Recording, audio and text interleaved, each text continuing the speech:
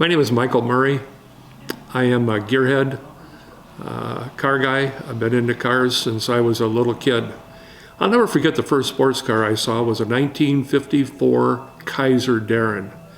It was a little two-seater, and the doors slid into the front fenders. And I remember that car, and I still remember the color. It was like a chartreuse green. And that caught my eye. I was probably 10 years old at the time. I came from a poor family. There were 8 kids. My father, when I was a child, my father delivered milk with a horse and wagon. And we didn't have anything. I wore my older brother Jim's hand-me-downs.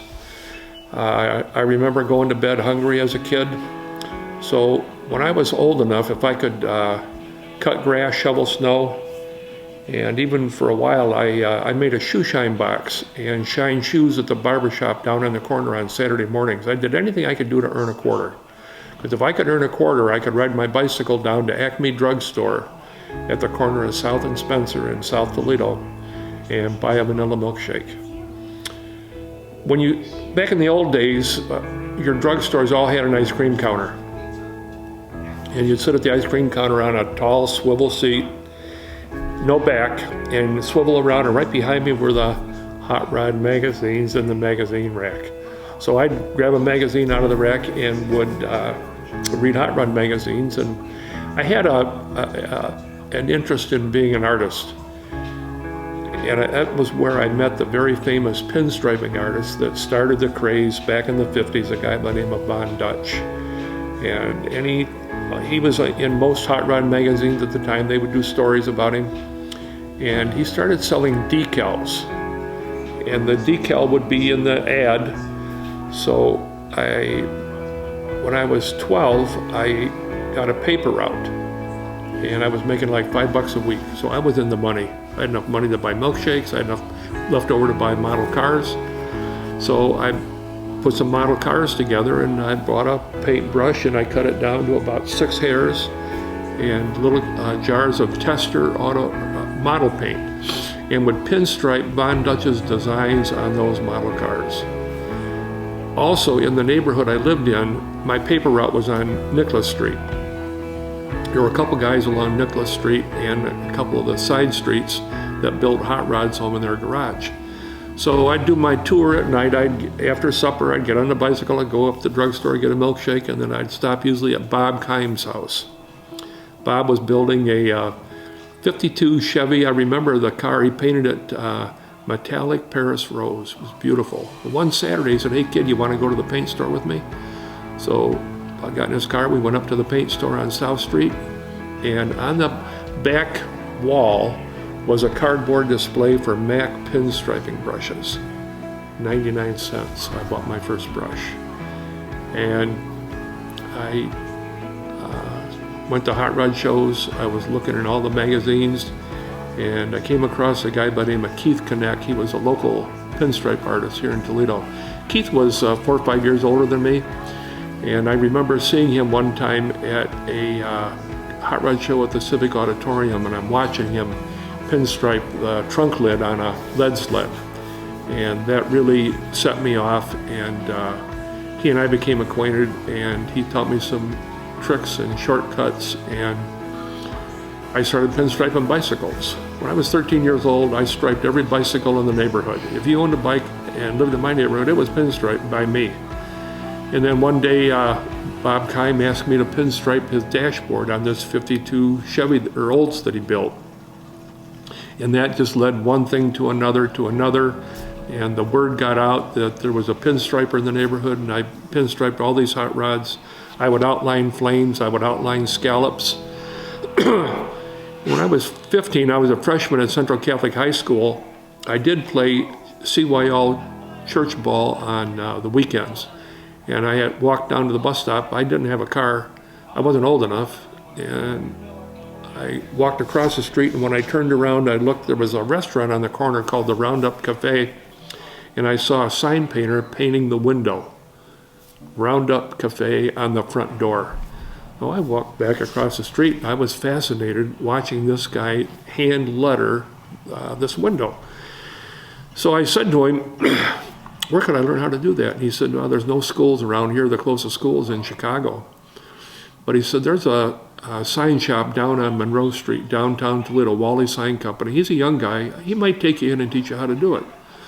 So Monday after school, I walked from Central Catholic High School on Cherry Street down to Wally Sign Company and made my best pitch. He hired me as a shop boy. Now, I did a little bit of lettering, but nothing that was saleable for commercial. So every day I'd go in after school, I'd sweep the floors and clean up and watch Wally paint. And he gave me a couple brushes and gave me a couple lessons. And the shop closed at 5. I would stay till 6 and practice my brush strokes and practice my lettering. And I learned my very first alphabet was a script. Well, about that time, car names were very prevalent in the hot rod, particularly on lead sleds. So I only knew one alphabet, and I lettered a lot of cars, put a lot of names on cars with the only alphabet I knew, which was script. It was an easy one to learn. And then from there, by the time I graduated from high school, I was a journeyman sign painter. We painted walls, billboards, trucks. We silk screened, we did everything. And this kind man, Wally, took me under his wing and taught me all the trade. So I now had this, that was a very passionate interest in hot rods. And one of my best friends, his brother was into sports cars. So that's when I started paying attention to Formula One. And I did have, my very first car was a 58 Chevy Impala convertible. I only kept it for a year. I did drag race it, put cutouts on it. It was a 348 4-barrel with a 3 on the tree that I converted to a 4-shift. But then I saw an Austin Healey one day, 1957 Austin Healey, so I bought it. $700, I'll never forget it. So I had a 57 Austin Healey. I bought a 64 Austin Healey. In 1964, I got my heart broken. My sweetheart went off to college. I was not a college man. I wasn't cut out for it. And I got the Dear John letter, so saying to myself, there's really no reason to stay around Toledo anymore. I wanted to go to California and pinstripe all the hot rods up and down the coast. So I took off in my Austin Healey, and I had relatives in San Diego and Pasadena. And while out there, another friend of mine, she and her girlfriends were living in a 2-bedroom flat at the corner of Sacramento and Hyde in San Francisco. They found out I was there, called my mother. She gave her my aunt's phone number in Pasadena. Michael, you got to come up to San Francisco. So I went up to San Francisco, and I did work. Each city I went to, I worked in a sign shop for a day just to try it out and see what opportunities were out there, and everybody offered me a job. And I was going to go back to San Francisco. See, I was a beatnik, the beret, turtleneck, black pants, black boots. I lived the part. I put on a show when I was painting, go to the car shows, I put on a show. So San Francisco had my name on it. So I came home to say goodbye to everybody and pack everything up, and my dad said, I know where there's a good little business for you to buy. So I didn't go back to California. I bought the Perma Bench Company 400 bus stop benches throughout the Toledo area.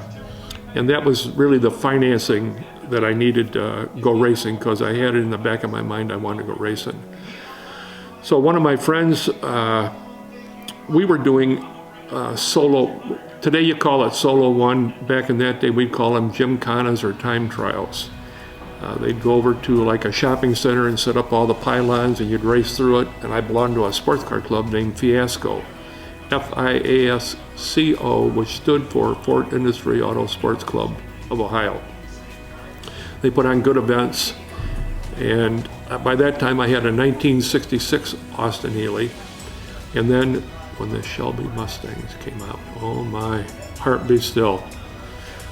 One of my advertising customers was Brandeis Ford, and I just dropped in on them, and I had made a sign, a bench sign that said Brandeis Ford, big letters. They were a big spender in all the medias, and I just dropped in and asked to see Phil Brandeis, the owner, And while I was waiting for him, they had this blue 66 Shelby GT350 with white comp stripes. Oh my, wow. Make a long story short, I walked out with a contract for advertising, and I bought the car. So I took home the Shelby GT350, and once I started taking that to the solo events, next thing you know, I was winning my class, and next thing you know, I was winning fastest time of day. And I would go to I love to go to the Corvette events because they would always tease me. They'd walk by my car and listen to it rust. Well, I blew their doors off. So once I started winning fastest time of day at the Corvette meets and the Fiasco meets, I felt that I could be a race car driver. A friend of mine took me to Elkhart Lake, Wisconsin, the June sprints, and that really hooked me on getting involved in wheel-to-wheel racing. So about 1967, I spent the winter and took the Shelby GT350 all apart and converted it into a B production car. And set a goal, and that was to get my competition license in 1 year. So set out in 67. You had to get in 2 driver schools, which were weekend schools, and then 4 regional races. At each event you went to, you had to finish. If you didn't finish, that weekend didn't count. So I did, I got my 2 driver schools out of the way. I went to Waterford Hills up by Pontiac, and IRP Indianapolis sports car track. And then I did my 4 regional races. I had to get 1 more in. The last race of the year in December was called the Christmas Classic at Green Valley, Texas. So loaded up the car, and 2 buddies and I drove 24 hours straight through to get to Green Valley, Texas. I got the last race in, and got my license in 1 year. So from there we did, the car wasn't competitive because I had modified that Shelby, so I traded it for a metal 65 and put all the racing stuff on the 65, and we did that in B production and drove the very first sports car race ever held at Michigan International Speedway in 1968. And we raced the Mustang in 68, 69, 70. The car was just not competitive because they quit, they being Ford and Shelby, after 66. They didn't make any more improvements on the car, and I had to race against the new 327 Corvettes and then the 350 Corvettes, and they put the 289 Cobra in my class. Well, that car was 500 pounds lighter than my Mustang, so the writing was on the wall. The car was not competitive. So 1971, we were in the Central Division of Sports Car Club of America, SCCA. The hot cars were the Owens Corning Corvettes out of Troy, Michigan. A guy named Tony DiLorenzo and Jerry Thompson, top-notch people. They had a great team. And along came a guy by the name of John Greenwood. I remember we were down in Mid-Ohio, and I see this gold Corvette coupe, and he had the headlights open with air scoops for the carburation, and he blew their doors off. And he won the national championship. So the next year, it was in 71, I saw John at one of the early SCCA races, and I said, "Hey John, I want to buy a car, make it a B production car for me." So he had a new car he was building, and he had just won the 12 Hours at Sebring and finished either 5th or 7th overall, which was a phenomenal feat. And he said, "I'm building a new car. You can have this car. I'll convert it to B production for you after the 6 hours at Watkins Glen in July." So I waited, and it probably took him a month to convert the car. He made it into a B production car, small engine, 350 engine, and you couldn't have the big air scoop on the hood. You had to use a flat hood and a Rochester carburetor, stock carburetor, and hydraulic lifters. That's how they detuned that car to make it into the class. So ran 6 races with that car. lowest I ever finished was second. I got a win up at Brainerd and a track record. Wow. So from there, the next season was 72. John got a contract with B.F. Goodrich to race the Goodrich radial street tires, and they paid him very well. He built 3 new cars, and they did Daytona, Sebring, Watkins Glen, and Le Mans. Yeah, John was big time. So we went to we wanted to do a pro race, so we went to Brainerd, Minnesota.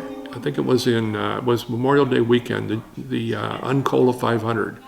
Well, they had SCCA race on Saturday, and I raced in the B production class, and I had purchased a 427 engine that I found laying behind the Gulf gas station near where my race shop was. I paid $200 for that engine. Now, it was all cast iron. It wasn't a racing engine. It was a truck engine.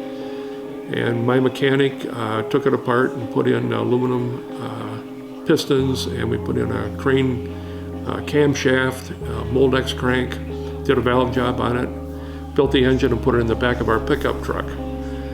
It had a cap on it. So we hauled all the way to Brainerd, Minnesota, 18-hour drive, and Saturday was the B production race. It rained. That's where I got the track record. Finished first, got the track record, and we were 6th overall with 8 production cars ahead of us, 8 production, A sedan. So that night the goal was to take the B production engine out and put in the 427. See, Brainerd has at least a mile straightaway, so you need the torque that you get out of a big cubic inch engine. So I rented the Tech Barn. It was the only building on the property for $3 for the night. And we took the little engine out, put the big engine in, and probably around midnight, my co-driver and I we had a motel nearby. We went to bed so we get some sleep because we had a race the next day. Well, the guys had a problem fitting those headers. We had a brand new set of, hooker headers. And when I got back over to the barn at 6 o'clock in the morning, they were just finishing it up and fired it up. Well, it had rained all night. So all the people that were out camping were in this big barn to stay out of the rain. And when they fired up the engine, they got an ovation. Everybody was cheering for them. So that was our first pro race. We started 6th overall because that was my finishing order from the A sedan race the day before. And we'd never done a pit stop before. We had 1 impact gun and a spinner. So I had bought tires ahead of time because Goodyear wasn't there, and we had a spare set of rims, and started 6th, finished 3rd, our very first professional race. Goodyear had given me the tires. So when we got home, I called Goodyear and said, we don't want to race SCCA anymore. We want to get on the IMSA circuit and stay on it. So we got on the IMSA circuit, and Goodyear supplied all the tires. Very good people to work with. Every race we went to, we had a Goodyear engineer in the pit. So we finished up 72. We did go to Watkins Glen, but we had our eye on 24 hours at Daytona in 73. Well, the last race of the year for IMSA was the Presidential 250 at Daytona. So we wanted to go to that so we could find out the nuances of racing at Daytona, what gear ratios to use, how the tires would wear, etc. So we went, and during qualifying, by this time I'm taking a back seat to my co-driver. He was a phenomenal driver by the name of Ike Knupp. He was a electrical engineer at Chrysler, and prior to that he drove the AMX B production car for American Motors. Outstanding driver. So Ike goes out for practice, and we broke the shifting linkage broke. So we didn't have first and second gear, we only had third and fourth. And this was during qualifying. So we didn't qualify very well. It was the slowest we'd ever qualified, which was 6th. And the race started, Ike was in the car, and that was a 66-lap race for 250 miles. So we knew that we had to go 25 laps between pit stops, and the last one there would be 12 laps left. So if we had a problem early on in the race, we had to stay out 12 laps to do a 2 pit stop race. Sure enough, the damn shifting linkage broke again. So we lost 3 laps in the pits. Ike goes back out. He wasn't out 6-8 laps and it starts to rain. Well, that was a godsend for us because everybody came in for rain tires but Ike. He knew he had to stay out for 25 laps and we were 3 laps down. Well, he ran around the outside of the track, except where he had to dive through the infield. He would tiptoe through the infield and he would run right up next to the wall where it was dry. Stayed out 25 laps, came in, put the rain tires on, went back out, and he made up all 3 laps, and we finished 3rd at the Presidential 250. I didn't even get in the car. I just said, stay in the car, because it takes too much time to change drivers, and I felt a win was possible that day. We didn't get the win. But at least we learned what Daytona was like, so we were all set to go back to the 24 Hours at Daytona in January. By that time, Goodyear approached us. They had developed a radial racing tire to compete with Greenwood's radial street tires that he had with Goodrich. So Goodyear offered me $6,000 to do the 24 hours and $3,000 to do the 12 hours at Sebring. And 6 hours, $3,000 for 6 hours at Watkins Glen. So I can tell race story after race story after race story. We had a great year. We came close to the win at the IMSA 500 kilometers, which was around 350 miles in July. We started 3rd, and we were leading the race. Prior to that, Ike had come around a blind corner and hit a slow portion, really mangled up the front end. So we brought in the pits, and we lost a couple laps, duct taping it all together, wiring it all together, and he made up both those laps. I again did not get in the car. We wanted to win. We were in the lead with 12 laps to go. On the pit-in lap, ran out of gas. It was heartbreaking. So we go to the next year. We did a few more races. The long and the short of it is our record on the pro circuit in 72 and 73 was we ran 9 races. We either finished first, second, or third, or qualified first, second, or third 8 out of 9 times. Well, we were done. The Middle Eastern oil-producing countries quadrupled the price of oil. So there was a lot of bad publicity, and why should you be racing cars wasting gasoline? They had put in the 55 mile per hour speed limit across America, and so they were going to cut the 24 hours to 12, the 12 hours to 6, the 6 to 3, etc. And we had, I had blown my, oh, that's another good story. I had a Can-Am engine.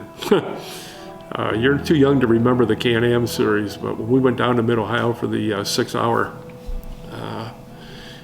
we had blown that cheap $200 engine. We got 2 races out of it. It blew up. We went back to Brainerd a couple of weeks later, and that engine didn't last. Had a lot of miles on it, but at least it got a 3rd for us. Back in those days, the hot series was called the Can-Am series, Canadian American series, and they were literally run what you brung, rear engine, tube frame, little fiberglass bodies. The hot team was McLaren. McLaren built their own engines. Everybody else, the Lolas, ran George Foltz engines. Well, George Foltz and my mechanic went to high school together. So I said, Todd, give George a call and see if he'll build an engine for our Corvette. So we went up and picked up a Can-Am engine, put it in that Corvette, went down to Mid-Ohio for the 6 hour, and qualified on the pole by 2 full seconds. And the headline in Competition Press Auto Week was, "Ike and Mike leave the international stars in the dust." It was a hell of a motor. Well, that motor lasted a couple races, and then it died. So we had one engine left, and that was that little B production engine. It sat in the corner for 2 years, and said, well, let's put it in and go to 6 hours at Mid-Ohio. That would be our last race. So we put that little engine in and went down to Mid-Ohio. By that time, I was out of driving completely, and we were very good friends with Alan Barker, who was the B production 5-time national champion. He was from Kentucky, and good friend. We always would tease him because we couldn't literally beat him with our car. He was unbeatable. He was a good guy, and he was a hell of a race car driver. So I put Alan and Ike in the car for the 6 hours at Mid-Ohio, and all the big 427s, 470 inch. Here we are with this little 350 cubic inch with a Rochester carburetor. Started third, finished second. That was how I ended my racing career. When I heard and saw that Ford was going to build the 2005 Ford GT, they actually came out with that car in 2003, and they showed it at the Detroit Auto Show. That was the introduction. They had to have that car because that was their 100th anniversary in 2003. So I set my goal, I was going to get that car.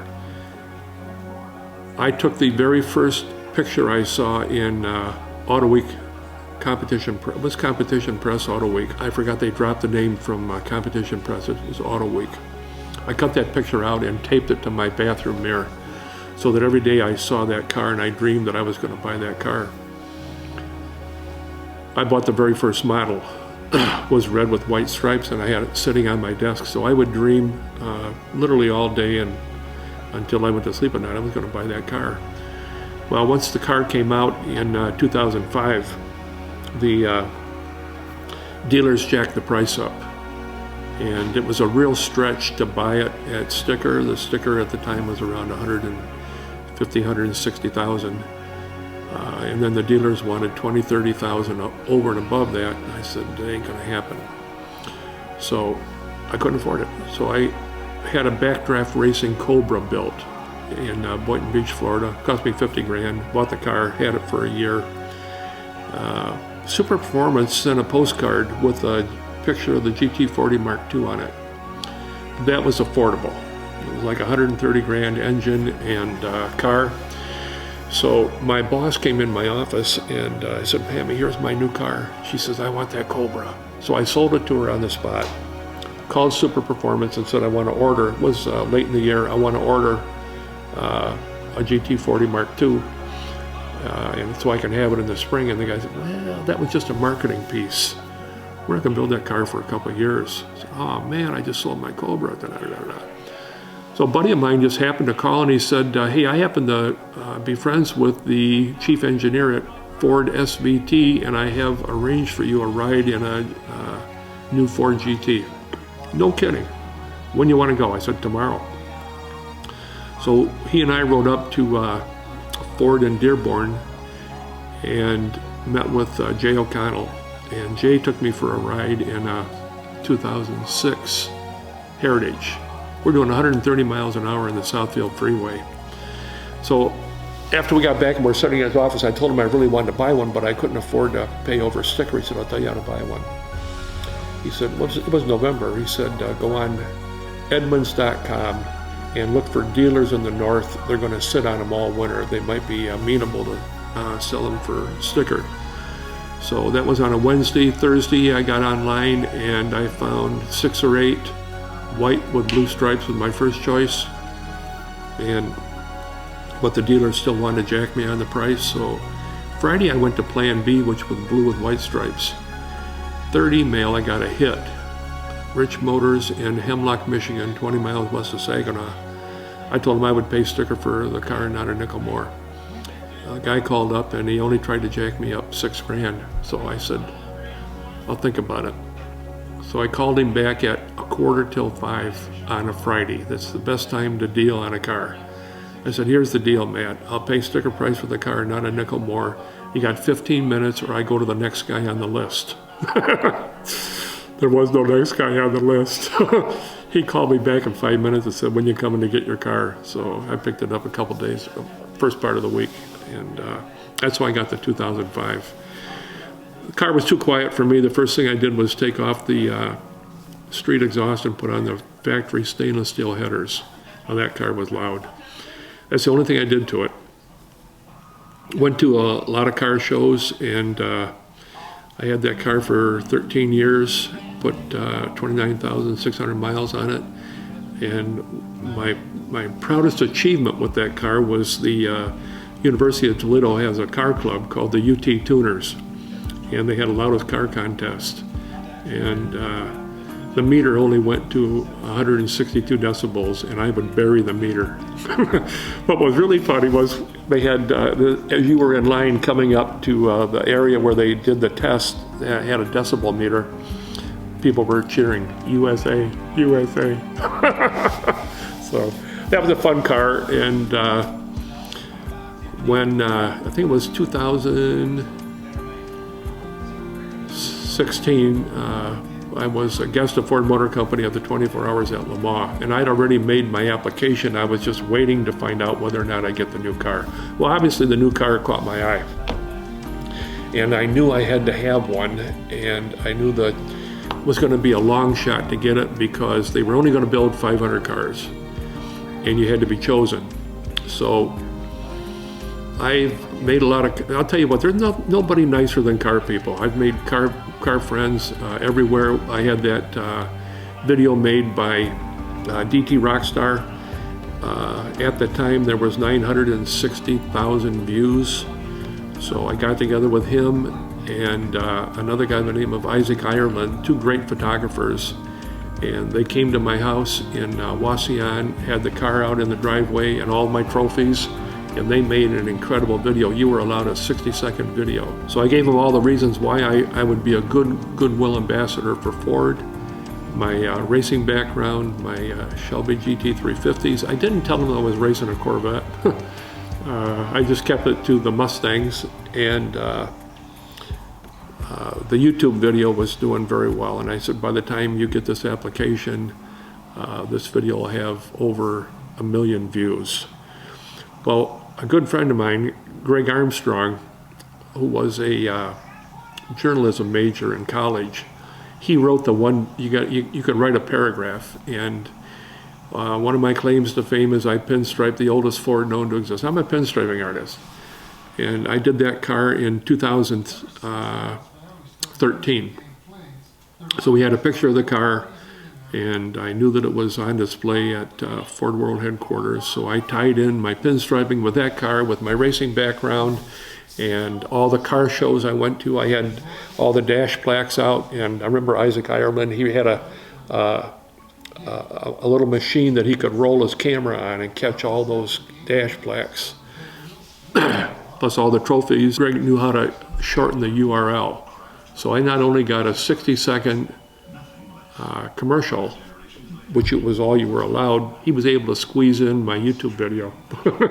So we had 2 videos, and a couple months later I get the Dear John from Ford, but it said you'll be on a waiting list if we decide to expand the production. Well, then I get a call the next day from a good friend at the Ford GT Forum. He says, you're on the next list.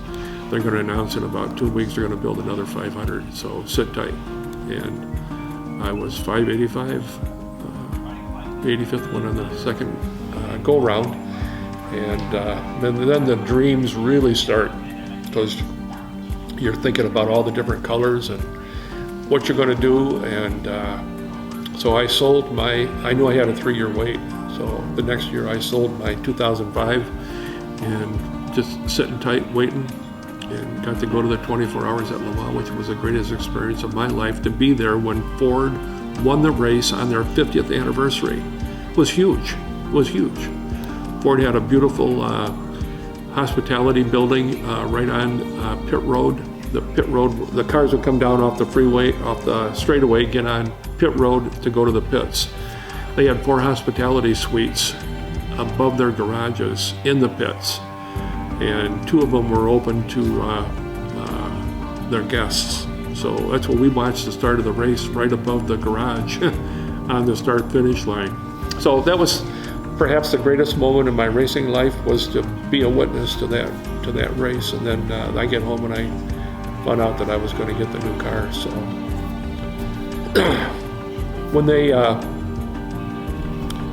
when you're getting close, I want to say it was December is when I got the carbon fiber package with all the different wheels, interior choices, and color schemes.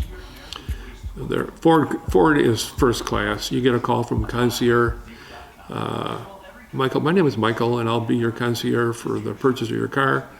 And we just want to make sure you're going to be home tomorrow because we're going to ship the package to you. So, of course, I was waiting for that package. And but I had already pretty well known what I was going to do, because I had a model of the new one, and I already painted it the color scheme. As a matter of fact, my black and blue, they've only made 3 of those in that color scheme. And with that interior, it's a one-on-one. It's the only one. It's got the Lightspeed blue interior. So I know one of the cars is in Brazil. I don't know where the other one is. So it's a very rare color scheme to have on a Ford GT. I'll tell you where I got it from. I still watch the IMSA races, and I've been to Daytona quite a few times for the 24-hour. The Konica Minolta Cadillac is black with blue trim and white lettering. So that's where I love that color scheme. Classy. The American flag's on the door. I'm a patriot. Did you do that yourself? Yeah. Well, those are decals. I had them on my old car. I'm a strong believer in America, and I'm a patriot. So I will fly the flag. I fly the flag at my house. I fly it on my sports cars. I love that touch. That's like one of my favorite touches to the car is that flag. Yeah. Plus, it doesn't hurt to have a little extra on the car. Yeah. And then I put the blue pinstripe around the bottom. I'm Michael Murry. I hope you've enjoyed my short history. It's great to meet all of you and live by what I live by. Drive it like you stole it.